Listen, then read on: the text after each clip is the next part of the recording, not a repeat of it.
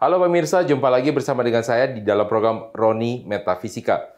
Di mana program ini kita akan membahas bukan hanya mengenai tentang keberuntungan, tetapi kita juga akan membahas tentang bisnis, juga tentang hubungan antar manusia, supaya Anda dapat memahami bagaimana cara-cara implementasi yang baik di dalam kehidupan Anda, dan ini juga bukan merupakan sesuatu hal yang mistis dan dapat Anda pelajari sebenarnya melalui dari pola-pola yang ada. Hanya kami menggunakan pendekatan dari tradisi di timur untuk menggunakan pola-pola secara elemen-elemen yang ada di dalam setiap tanggal, bulan, dan tahun lahir Anda. Dikaitkan dengan tahun yang berjalan di mana saat ini tahun 2025.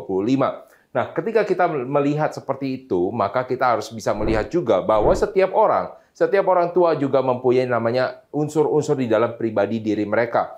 Walaupun sama-sama labelnya adalah orang tua, tetapi setiap orang tua mempunyai cara pengasuhan yang berbeda, mereka mempunyai pendekatan yang berbeda, dan mereka juga mempunyai karakter yang berbeda-beda juga. Karakter orang-orang yang bersifat dengan elemen air pastinya akan berbeda dengan elemen api, di mana kita tidak dapat memaksakan orang-orang elemen air mempunyai semangat yang sangat luar biasa, seperti orang-orang dengan elemen api. Karena kita mengenal orang-orang dengan elemen api adalah orang-orang yang optimis dan orang-orang yang sangat semangat sekali. Dan ketika mereka melakukan pengasuhan, mereka akan cenderung melibatkan diri mereka terhadap dari anak-anak mereka. Sedangkan untuk tipe-tipe air, di mana orang-orang dengan elemen air, mereka akan lebih cenderung melakukan sesuatu dengan cara memberikan advice atau nasihat. Nah, ketika Anda memahami perbedaan dari setiap elemen tersebut, maka Anda dapat melakukan sesuatu hal yang dapat sesuai dengan elemen Anda. Bagaimana cara pengasuhan yang terbaik sesuai dengan elemen diri Anda.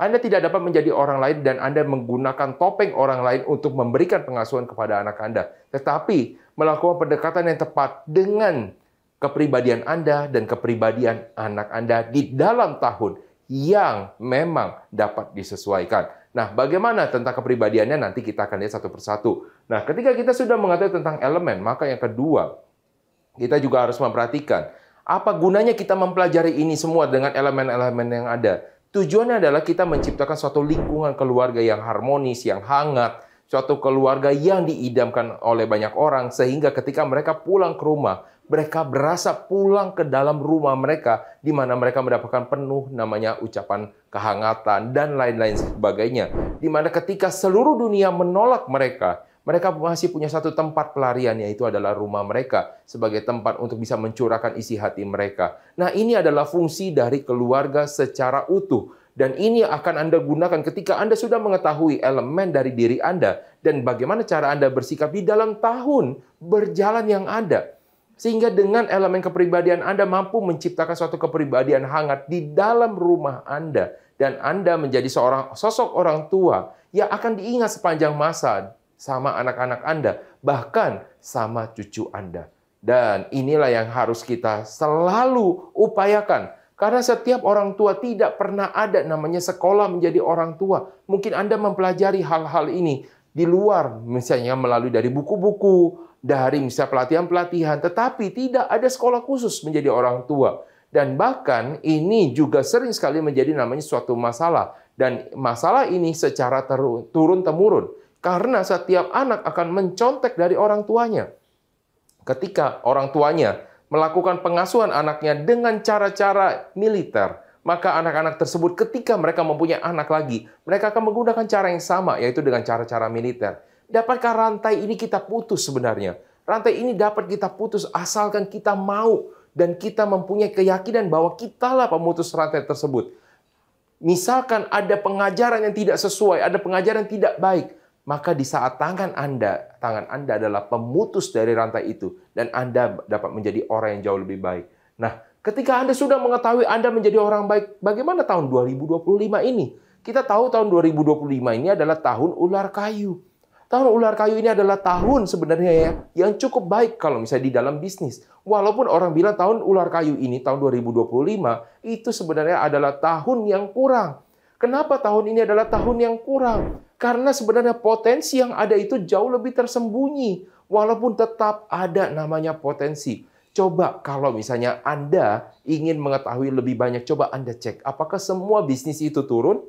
Tentunya tidak. Anda lihat, masih ada yang bertumbuh. Bahkan bisa berkali-kali lipat. Pada tahun sebelum-sebelumnya mungkin mereka tidak. Karena bagi orang-orang yang mau untuk mengulik, ini adalah tahun mereka. Tetapi bagi orang-orang yang malas, maka tahun ini Anda menemui suatu kesulitan. Maka carilah ilmu-ilmu baru. Pada tahun ini juga seorang namanya orang tua juga harus mencari ilmu-ilmu baru. Jangan cuma hanya berfokus tentang cara-cara lama, di mana Anda bisa mengetahui cara-cara ini dari orang tua Anda. Bahkan bayangkan, ada beberapa orang mengatakan, ini saya cuma dengar-dengar dari teman-teman. Teman-teman melakukan ini, maka saya juga melakukan ini. Ini adalah cara-cara pola-pola yang keliru, pengasuhan yang keliru. Oleh karena itu, untuk mendidik anak, jangan coba-coba. Belajarlah untuk menjadi seorang tua yang jauh lebih baik lagi. Nah, pada tahun ular kayu ini tahun 2025 adalah sesuatu hal yang spesial. Karena pada tahun 2025 ini, unsur yang namanya elemen dari ular itu sendiri adalah elemen api. Dibarengin dengan tahunnya adalah tahun kayu. Jadi Anda dapat melihat kayu yang dibakar dengan api, melambangkan satu emosi yang semakin membesar. Sehingga Anda akan berpengaruh terhadap emosi Anda. Pada tahun-tahun sebelumnya Anda tidak merasakan emosi yang bergejolak. Tetapi tahun 2025, tiba-tiba Anda menjadi seorang yang lebih emosional. Coba Anda rasakan, dan Anda coba melakukan kilas balik terhadap kehidupan Anda pada tahun 2025 ini. Apakah Anda cenderung lebih emosional? Apalagi Anda sebagai orang tua, pastinya ini akan sangat-sangat terasa. Sebelumnya mungkin Anda sabar terhadap anak Anda, tapi tahun 2025 Anda lebih suka marah-marah. Kalau Anda jujur, pasti Anda akan merasakan hal tersebut pada diri Anda. Dan ini bukan salah siapa-siapa. Memang ini adalah pengaruh yang disebabkan oleh tahun berjalan ini. Tetapi bagaimana cara kita untuk bisa melakukan, memanage, mengelola hal tersebut. Supaya tahun 2025 itu bukan menjadi sesuatu momok yang menakutkan bagi anak Anda. Karena Anda mampu untuk bisa mengelola emosinya. Sehingga Anda mampu mengelola emosi, anak Anda tetap merasakan kehangatan dan kenyamanan berada di dalam keluarga.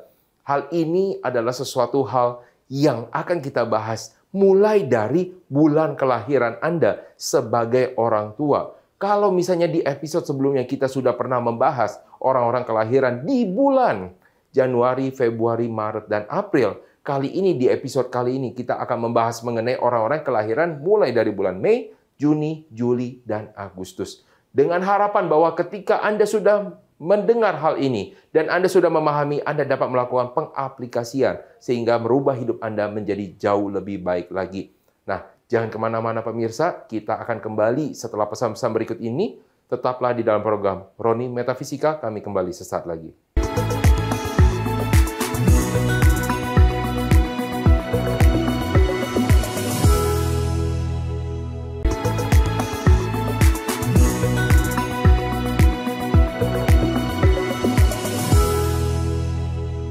Baik pemirsa, kita akan lanjutkan lagi tentang bagaimana cara menjadi orang tua, khususnya pada tahun 2025, dikaitkan dengan elemen Anda dan juga bulan kelahiran Anda sebagai orang tua. Kalau Anda sudah mengetahui bahwa dengan Anda mengetahui hal-hal ini, dapat Anda lakukan implementasi dan aplikasi supaya Anda menjadi seorang orang tua yang menjadi lebih baik lagi di kedepannya. Dan pada tahun ini memang adalah tahun pembelajaran bagi Anda, apabila Anda menginginkan menjadi orang tua yang baik. Tetapi bagi Anda yang merasakan bahwa Anda tidak membutuhkan menjadi orang yang baik atau orang tua yang baik, mungkin hal ini dapat Anda skip. Tapi bagi saya yakin, bagi banyak orang tetap ingin menjadi orang tua yang baik bagi anaknya. Pastinya mereka ingin anak-anak mereka juga berhasil dan nyaman di dalam keluarga mereka. Lalu bagaimana? Apa yang harus kami lakukan? Apabila Anda bertanya, bila Anda lahir pada bulan Mei.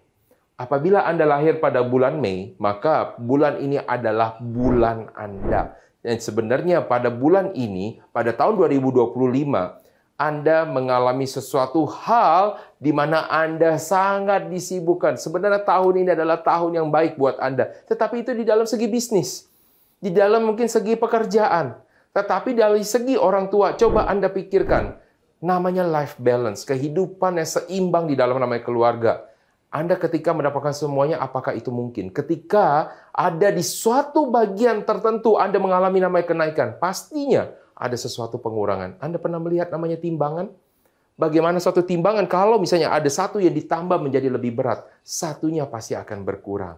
betul, satunya akan naik. Begitupun juga sebaliknya. Oleh karena itu, apabila misalkan di dalam bisnis Anda baik, dalam pekerjaan Anda baik, maka kehidupan Anda di rumah sebagai seorang kepala keluarga, sebagai seorang ibu rumah tangga, itu pasti akan ada menemui namanya suatu tantangan. Karena Anda disibukkan dengan hal-hal yang berkaitan dengan urusan kantor, urusan bisnis, urusan hal-hal di luar sana mungkin yang Anda banyak dimintai pendapat dan lain-lainnya, di mana Anda dapat mempunyai banyak sekali peluang kesempatan. Tetapi anak Anda justru malah tidak dihiraukan.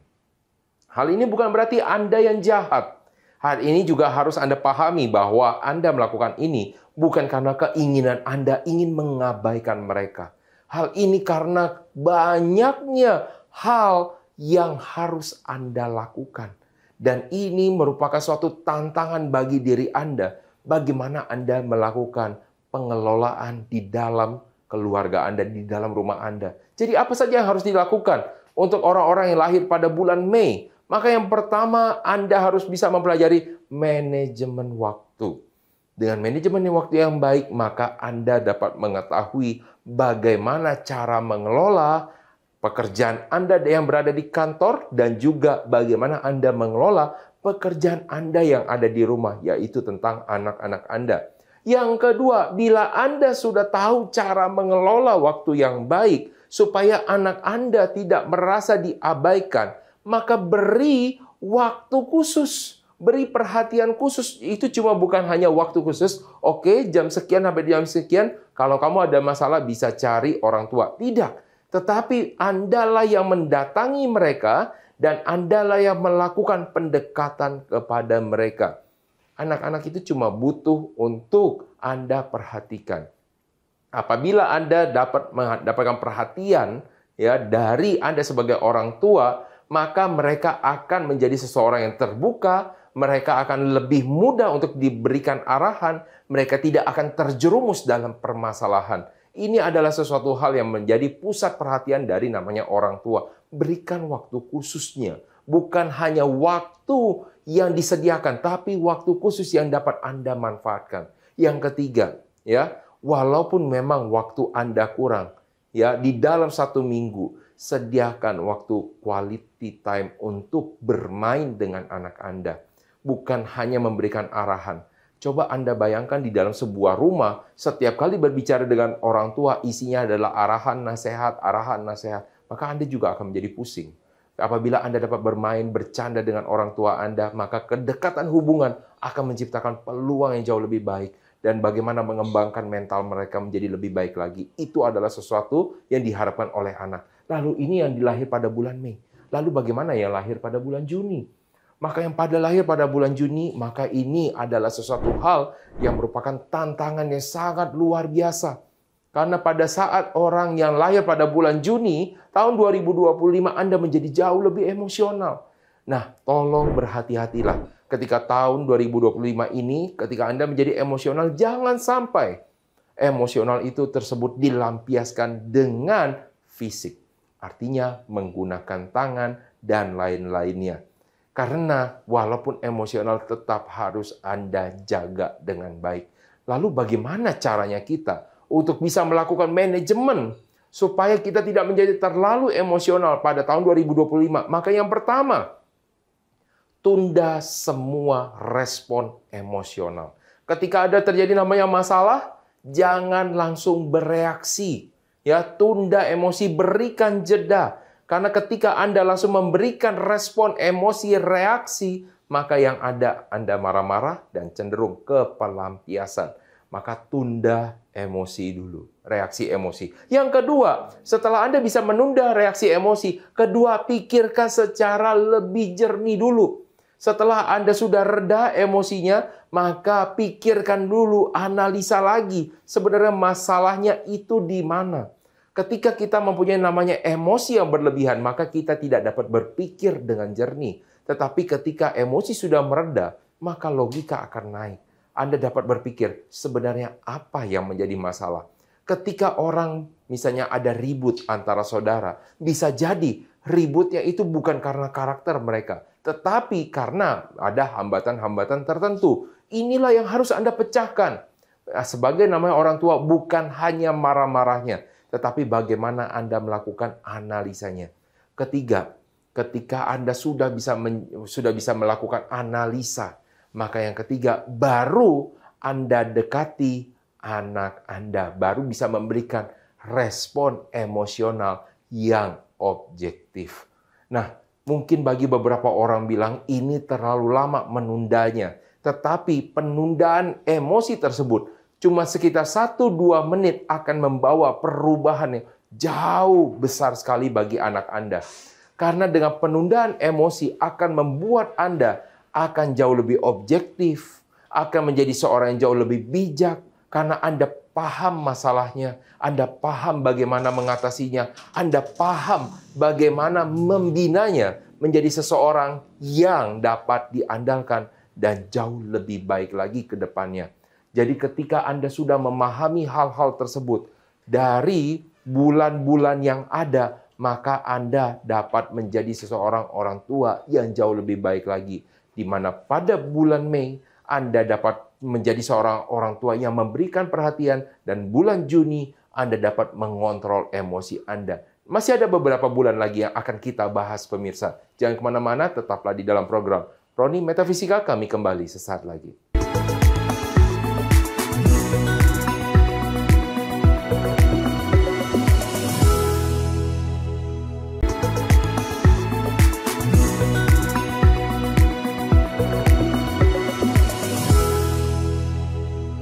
Baik pemirsa, kita masih tetap di dalam pembahasan kita mengenai dari orang tua. Apakah Anda masih ingat pada segmen sebelumnya bahwa kita sudah membahas pada bulan bulan Mei dan juga bulan Juni. Kali ini kita akan membahas 2 bulan lagi yang tersisa, yaitu adalah bulan Juli dan juga bulan Agustus. Nah, harapan dari kami ketika Anda sudah mendengarkan program ini dan Anda sudah mengetahui apa saja yang harus dilakukan, maka Anda harus lakukan implementasi.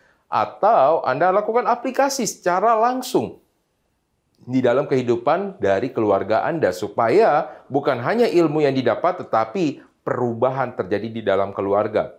Dan Anda menjadi orang tua yang dapat diandalkan, orang tua di mana terdapat namanya di dalam suatu rumah yang hangat, lingkungan yang nyaman, yang menjadi impian anak-anak Anda ketika misalkan mereka ada masalah.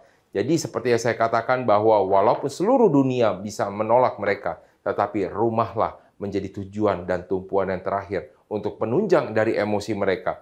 Lalu bagaimana kalau misalnya orang yang lahir, kita akan bahas dari orang tua yang lahir pada bulan Juli. Apakah mereka juga menjadi seorang sosok yang emosional pada tahun 2025? Karena tahun 2025 ini juga merupakan satu tahun di mana emosi juga akan menjadi sesuatu yang berlebihan. Nah, mari kita lihat ya. Untuk orang-orang yang lahir pada bulan Juli, maka pada lahir bulan Juli ini rata-rata akan menjadi seorang yang frustasi, ya. Frustasinya bukan karena apa sih sebenarnya ya, tapi lebih dikarenakan pada diri Anda yang menuntut namanya kesempurnaan. Karena Anda yang ingin sesuatu hal berjalan sesuai dengan keinginan Anda. Coba Anda bayangkan, anak Anda bukanlah seseorang yang sama persis dengan Anda. Pastinya mempunyai suatu pemikiran yang berbeda.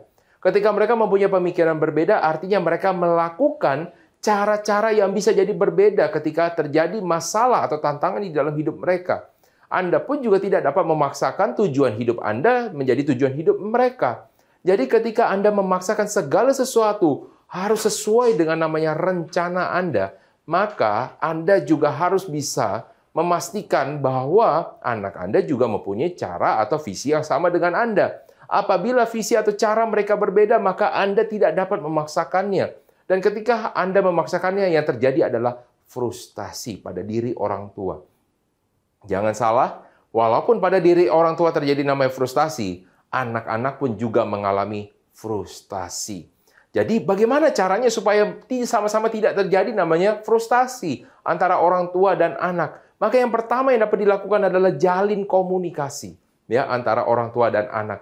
Yuk saling terbuka, saling jujur. Sebenarnya apa maunya dari si anak? Apa mau dari orang tua? Apa sebenarnya keinginan terdalam dari namanya si anak? Apa keinginan dari namanya orang tua? Dapat nggak dicari jalan tengahnya? Apabila tidak dapat dicari jalan tengahnya, apakah yang terbaik menurut dari mereka? bagaimana adakah tantangan atau resiko yang bisa terjadi ketika si anak ini menjalankan sesuatu hal sesuai hanya dengan keinginan mereka. Ini adalah sesuatu hal yang harus Anda pikirkan. Jadi, jalin komunikasi dengan anak Anda. Yang kedua, setelah Anda menjalani namanya komunikasi, maka Anda juga wajib hukumnya ketika Anda sudah menjalin namanya komunikasi, Anda juga harus mendengarkan mereka untuk memahami mereka. Jangan cuma jalin komunikasi, gimana kabarnya hari ini? Oh biasa, sudah, kalau gitu langsung lanjut. Tidak. Tetapi segala jenis kadang-kadang sesuatu yang tidak diungkapkan itulah suatu kebenaran. Ada cerita bahwa ada di dalam satu keluarga si anak tersebut setiap kali ditanya masalahnya selalu bilang tidak ada masalah. Akan tetapi anak itu muncul suatu perilaku di sekolah, sesuatu perilaku yang bermasalah, sering membuli orang lain dan lain-lainnya. Ada juga yang ternyata menjadi seorang yang menutup diri. Tapi ketika ditanya, masalah tidak pernah ada. Apakah salahnya di mereka? Tidak. Tetapi bagaimana cara mereka untuk bisa mereka membuat suatu hubungan yang jauh lebih terbuka? Bisa jadi, misalkan dengan cara-cara bukan hanya pertanyaan, tetapi bisa jadi dengan melakukan dengan kuis, bisa jadi kita mungkin pertanyaan sesuatu membuka sama-sama rahasia, ataupun hal-hal lain yang Anda bisa mengeluarkan emosi-emosi mereka. Supaya mereka akan lebih jujur lagi bersama dengan Anda.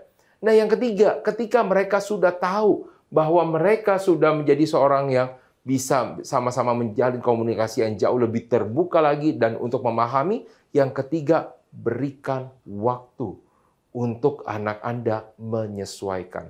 Karena setiap orang punya waktu yang berbeda. Kalau misalnya Anda memaksakan sesuai dengan waktu Anda, maka yang akan muncul setiap kali adalah frustasi. Nah, kita lihat kalau orang yang lahir pada bulan Agustus. Orang-orang yang lahir pada bulan Agustus, maka di sini adalah lebih banyak untuk bisa membantu orang lain sebenarnya. Ya, jadi kalau misalnya tahun 2025, Anda menjadi sosok yang dapat membantu anak Anda. Anda menjadi sosok yang mungkin lebih lembut daripada sebelumnya. Bukan artinya Anda langsung kalah, tetapi Anda menjadi seseorang yang jauh lebih lembut sebelumnya. Jadi Anda dapat berpikir lebih baik, tapi tidak sampai melakukan pengabaian. Anda menjadi seseorang yang lebih lembut dan mau untuk menolong mereka. Nah, ketika Anda mau untuk menolong mereka, maka ada beberapa hal yang dapat Anda lakukan untuk bisa mendukung hal ini. Yang pertama adalah Anda memang mempunyai kompetensinya. Jadi perbanyak wawasan Anda. Perbanyak dan perdalam ilmu Anda supaya Anda dapat membantu anak Anda jauh lebih baik lagi. Ya, Anda dapat mempelajari hal-hal yang khusus berkaitan dengan pendidikan, berkaitan juga dengan manajemen emosi yang dapat Anda berikan kepada anak Anda. Ketika Anda sudah melakukan menambah wawasan itu, kalau kedua, Anda coba terapkan di dalam diri Anda sendiri. Mampu nggak Anda untuk membuat diri Anda menjadi seorang praktisi? Tidak perlu menjadi seorang ahli. Tetapi bagaimana menjadi seorang praktisi yang menerapkan ilmu tersebut dan bisa, ya, bukan menjadi seorang ahli yang paling paham, tetapi bisa menerapkan. Sehingga ketika masuk kepada yang ketiga, Anda mampu memberikan contoh. Dan ini adalah yang terbaik. Memberikan contoh bagi anak Anda bagaimana cara penerapan supaya mereka menjadi seseorang yang jauh lebih baik lagi di masa depannya. Bisa jadi kalau misalnya anak Anda butuh tentang bagaimana penyelesaian, tentang rumus matematika. Anda belajar terlebih dahulu tentang matematika. Mungkin dulu Anda benci dengan namanya matematika. Tetapi untuk namanya menolong anak Anda, maka Anda juga harus yang menolong diri Anda sendiri terlebih dahulu. Jadi Andalah yang harus menyukai matematika. Dan Anda bisa tularkan ini kepada anak Anda apabila Anda menjadi praktisinya. Maka selain Anda mempunyai pengalaman tentang matematika, Anda memperdalam tentang matematika, Anda belajar matematikanya. Anda mencoba mengerjakan soal-soalnya. Anda mencoba melakukan sesuatu eksperimen tentang matematika. Sehingga ketika Anda memberikan contoh cara berpikir Anda kepada anak Anda, inilah yang akan digunakan oleh anak Anda dan inilah yang akan menjadi sumber perubahan bagi diri mereka. Dan inilah yang akan membawa nanti di kedepannya perubahan bagi masa depan mereka. Nah pemirsa, mungkin bagi Anda yang belum dibahas bulan-bulan lahirnya, Anda harus menonton terus program Roni Metafisika ini. Karena kami bukan hanya membahas tentang orang tua, tapi kita juga membahas tentang bisnis, keuangan, dan juga kita tentang keberuntungan, hubungan, dan lain-lain sebagainya. Untuk kali ini, kita harus menyukupkan di episode kali ini, dan saya Roni Francis pamit undur diri. Sampai jumpa di episode berikutnya.